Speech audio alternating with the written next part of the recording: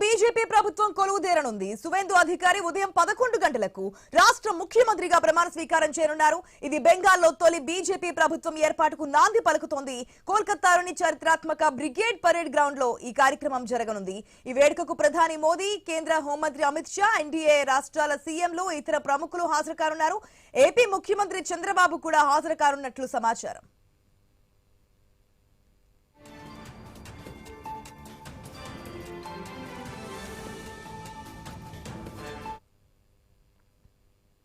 Right, మొత్తంగా పశ్చిమ బెంగాల్లో బీజేపీ ప్రభుత్వం కొలువు తీరబోతుంది. ఈ రోజు 11 గంటలకి సువేందు అధికారి సీఎం గా ప్రమాణ స్వీకారం చేయబోతున్నారు. పూర్తి అప్డేట్స్ మా ప్రతినిధి స్వామి ద్వారా తెలుసుకుందాం. స్వామి, ఎట్టి పరిస్థితుల్లోనూ బెంగాల్లో ఈసారి బీజేపీ జెండా ఎగరాల్సిందే అని చెప్పి చూసినటువంటి బీజేపీ ఈ రోజు మొత్తంగా అనుకున్నటువంటి ప్రయత్నం సక్సెస్ఫుల్ గా ముందుకెళ్లారు. 11 గంటలకి సువేందు అధికారి ముఖ్యమంత్రిగా ప్రమాణ స్వీకారం చేయబోతున్నట్టు తెలుస్తుంది. డీటెయిల్స్ ఏంటి?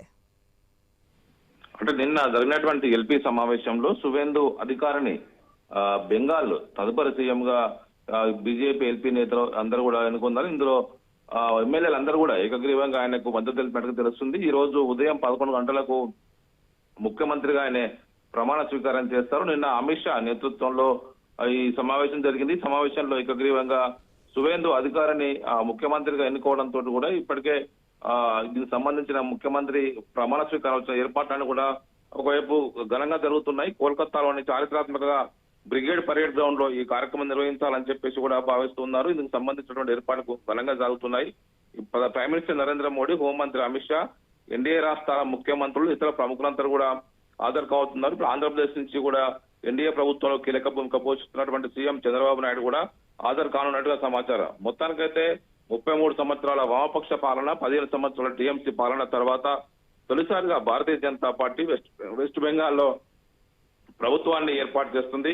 గత 15 సంవత్సరాల సుదీర్ఘ పోరాటం తర్వాత వెస్ట్ బెంగాల్లో భారతీయ జనతా పార్టీ ఎలక్షన్స్ లో ఘన విజయం సాధించింది. ఒకవైపు 2/3 మెజార్టీ, 200 పైగా సీట్లు సాధించి ఈసారి టీఎంసీని దారుణంగా దెబ్బకొట్టగలిగింది.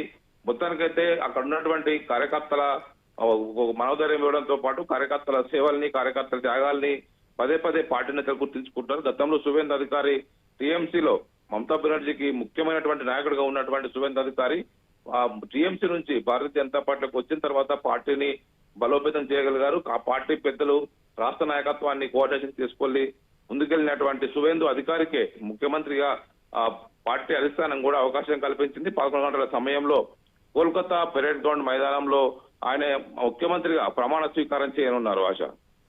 Right, thanks for the update Swamy.